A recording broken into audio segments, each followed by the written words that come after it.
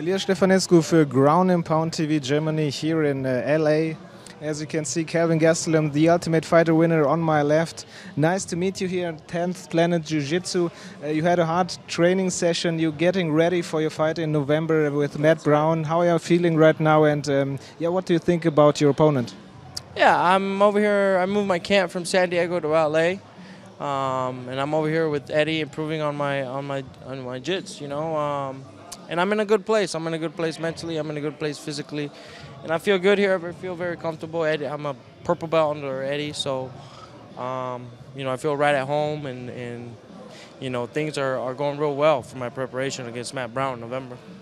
That's good to hear. Let's talk a little bit about Matt Brown. How do you see him as an opponent? What dangers does he bring, and what do you think about him in general? Right, he's obviously a very complete fighter, very good on the ground, very good Muay Thai and stand-up. So I'm just preparing for everything and anything. I'm preparing myself on the ground. I'm preparing myself at King's MMA with Muay Thai. So I'm preparing the best I can, for this fight. And I know. I know I can outwork him, so I have no problem going into this fight. I feel very good, very confident in my abilities, very confident in my training, so it's going to be a good night. You're fighting back at welterweight. Why is that? Because I know I can be welterweight champion one day, so Because why I'm asking is the last fight of yours in middleweight was pretty successful, so yeah. Why are you changing back? Because I see myself as the future welterweight champion. Not as the middleweight, but who knows? Maybe that could change in the future. But I feel my place, like my heart, is in the welterweight division. So I hired a nutritionist. I'm doing all the right things, and everything should be smooth for this fight camp. Yeah, like you said, the nutritionist, we've read that the UFC gave you one, or yeah. Did you want to get one? How was it? How did you get it? So I was referred over to George Lockhart, and the UFC referred me to him. So I was just grateful that they were giving me another opportunity at 170 pounds. He said, "You better make weight," and I was like, "I promise I will."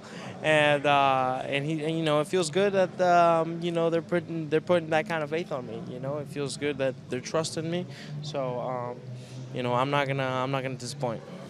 So the UFC paid for your nutritionist. That's why you got a lot of criticism by your opponent. What do you think about that? I've never heard Matt Brown complain about anything. I've never heard him complain about anybody. Who knows? Who knows what his mentality is? Well, you said the UFC favors you and stuff like that. He doesn't get the same chances like you. What's your take on that? I think he might just be making up excuses for the fight. Who knows? Okay, Eddie Bravo, let's talk a little bit about him. You said he brings you a lot of groundwork and like we saw before, a lot of mental stuff as well. How important will that be for this fight? It's very important, especially the mental aspect, knowing what to do about positions and exactly knowing what to do, and keeping calm and thinking really of what you can do, what you can't do, and all the positions and all the transitions. So it's very important for me, and also just the jiu-jitsu level here is at another level. You can't get better than 10th Planet over here with Eddie. So I feel very confident in that I'll be able to defend myself when it comes to the jiu-jitsu game. Okay, the last question before I let you go. Can you give us a prediction, or how do you want the fight to end? Yeah, I don't really have a prediction. I know against Matt Brown, you have to expect a hard fight, grinding fight. But at the same time, I don't know. It could go. I could knock him out. I could submit him. I see it going either way. Great. Thank you very much for your time, and good luck for your fight, of course.